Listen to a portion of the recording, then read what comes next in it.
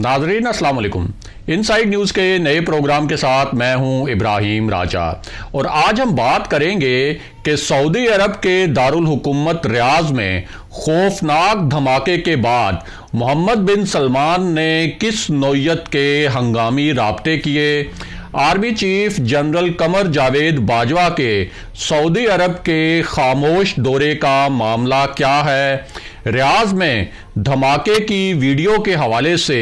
क्या सनसनीखेज इंकशाफात हुए। सऊदी अरब का इंटरनेशनल एयरपोर्ट क्यों बंद करना पड़ा और क्या ये पूरी सूरत हाल पाकिस्तान और सऊदी अरब के ताल्लुकात में कोई फैसला कुन मोड़ ला सकती है। अगर आप इन खबरों की तफसील जानना चाहते हैं और आने वाले दिनों में भी अहम मामलात से आगाह रहना चाहते हैं तो हमारे चैनल को सब्सक्राइब कीजिए। और अब बात करते हैं आज के मौजू पर, यानी सऊदी अरब के दारुल हुकूमत रियाज में खौफनाक धमाके के बाद एयरपोर्ट्स पर किस किस्म की हंगामी सूरत हाल है और जनरल बाजवा के खामोश दौरा सऊदी अरब का मामला क्या है। आपको इस इशू के मुतल्लिक दो वाक़यात, चंद अहम हकायक और उनकी इंतहाई अहम तफसीलात बताते हैं ताकि आप इस पूरे मामले को अच्छी तरह और आसानी से समझ सकें।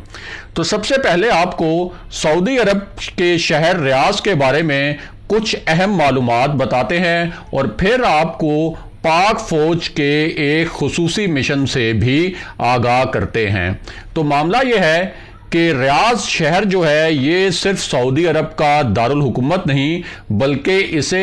अरब खित्ते का सबसे बड़ा शहर भी कहा जाता है। इसकी आबादी इस वक्त कोई 80 लाख के करीब है और मशरिक़ वुस्ता का जो पूरा खित्ता है, इस पूरे खित्ते में आबादी के लिहाज से ये पूरे मशरिक़ वुस्ता का तीसरा सबसे बड़ा शहर है और हर साल 5 मिलियन यानी कोई 50 लाख के करीब जो टूरिस्ट हैं, जो सयाह हैं, जो दीगर मुल्कों से यहाँ लोग आते हैं, वो कोई 50 लाख के करीब हर साल लोग रियाज में आते हैं। और ये शहर जो है इस वक्त एक जदीद तरीन शक्ल अख्तियार कर चुका है और यहाँ बुलंदो बाला और जदीद डिज़ाइन की इमारतें हैं, जिस तरह की इमारतें आम तौर पर मगरबी ममालिक में भी देखी जाती हैं और ख़ास तौर पर अमेरिका में देखी जाती हैं।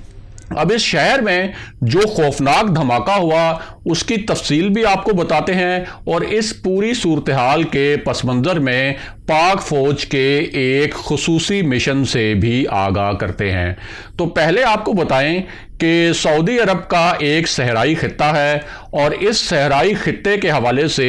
एक ख़ास मिशन जो है वो बहुत ज़्यादा अहम है और ये मिशन असल में जो पाक फौज के खुसूसी दस्ते हैं ये उनसे मंसूब है और इस मिशन के तहत पाक फौज के जो खुसूसी दस्ते हैं वो इस सहराई इलाके में पहुंचते हैं। पहले वो रियाज पहुंचते हैं और फिर रियाज से ट्रैवल करते हुए वो इस सहराई खित्ते में पहुंचते हैं और यहाँ बहुत ही ख़ास नौयत का एक जो मिशन है, उस मिशन के तहत जो सऊदी अफवाज हैं, ख़ास तौर पर सऊदी अफवाज का जो इंटेलिजेंस का विंग है, उसे यहाँ बहुत ख़ास किस्म की मशकें करवाई जाती हैं। इसके अलावा यहाँ बहुत अहम बात यह है कि पाक फौज के जो IBOs यानी जो इंटेलिजेंस बेस्ड ऑपरेशंस हैं उनमें पाक फौज को बहुत ज़्यादा महारत हासिल है और पाक फौज जो IBOs करती रही है उनकी इंटरनेशनल लेवल पर भी रिकग्निशन है और इन IBOs की कामयाबी की वजह से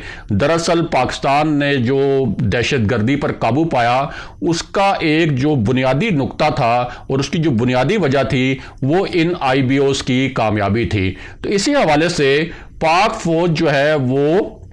सऊदी अफवाज को भी IBOs की ट्रेनिंग भी देती रही और जो इंटेलिजेंस गैदरिंग है उसकी तरबियत भी देती रही और इंसदाद दहशतगर्दी के हवाले से भी बहुत ख़ास तरबियत देती रही। और ये जो मिशन सऊदी अरब के सहराई खित्ते में होता है, इस मिशन को अल-समसाम मशकों का नाम दिया जाता है और पाक फौज जो है इस सिलसिले में बहुत ख़ास किस्म की ट्रेनिंग करवाती है सऊदी अफवाज को। और यहाँ एक बहुत अहम बात यह भी है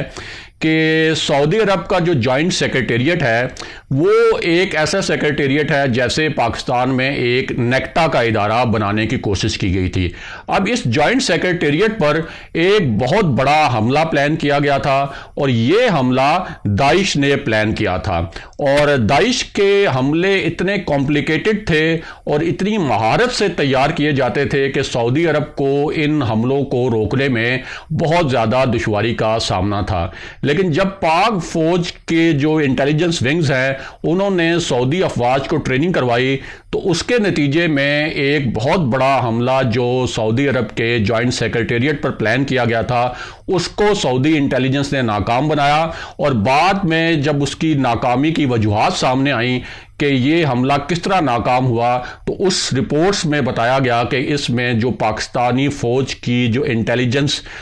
ٹریننگ تھی جو سعودی افواج کو کروائی گئی اس کا بہت زیادہ اہم کردار تھا۔ اب اسی پوری صورتحال میں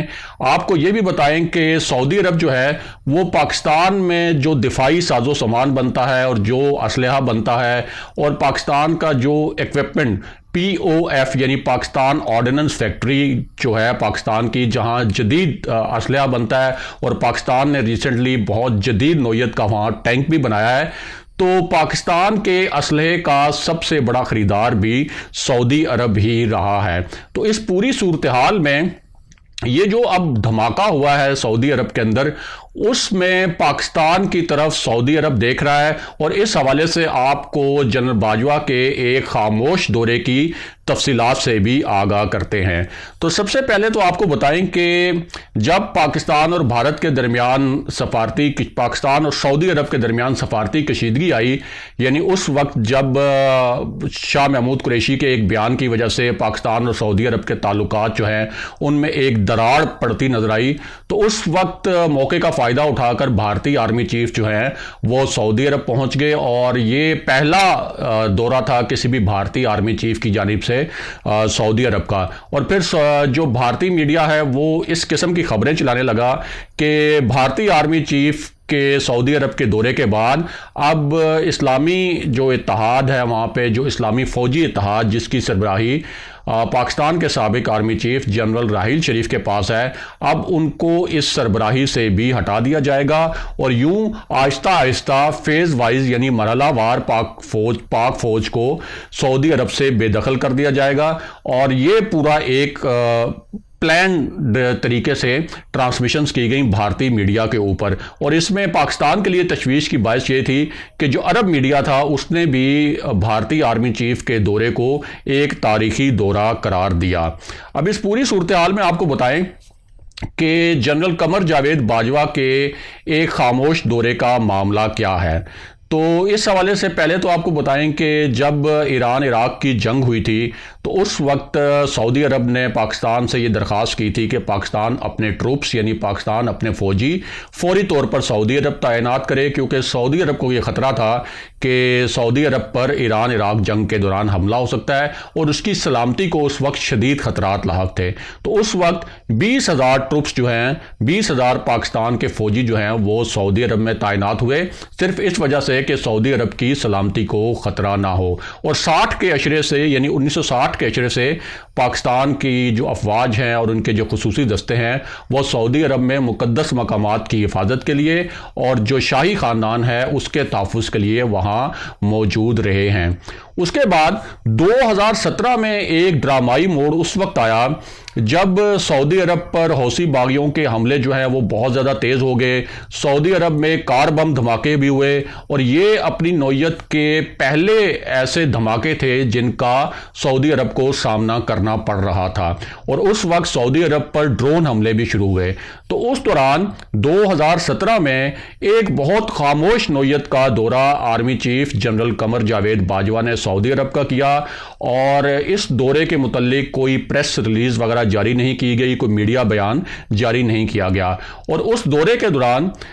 سعودی جو شاہی خاندان ہے، جو سعودی رولرز ہیں، جو سعودی حکمران ہیں، انہوں نے جنرل باجوہ سے درخواست کی کہ سعودی عرب کی سلامتی کو بہت شدید خطرات لاحق ہیں، اس لیے پاکستان اضافی ٹروپس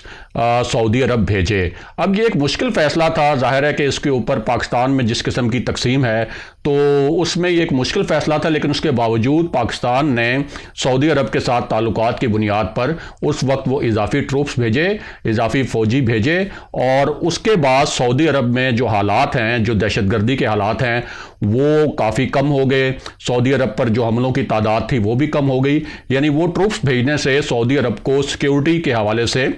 بہت زیادہ فائدہ ہوا۔ اور اب جو نئی صورتحال ہے اس کے متعلق آپ کو بتائیں کہ پچھلے 4 دن میں یہ جو اب ریاض میں دھماکہ ہوا ہے، یہ پچھلے 4 دن میں سعودی عرب میں ہونے والا دوسرا بڑا دھماکہ ہے، اور یہ دھماکہ اتنا شدید تھا کہ ریاض کی جو بلند و بالا اور بہت مضبوط نوعیت کی عمارتیں ہیں وہ لرز کر رہ گئیں،